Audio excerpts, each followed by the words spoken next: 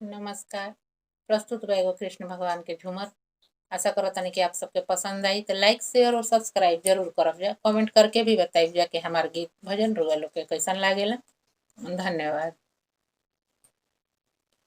लागल पीरिति न तो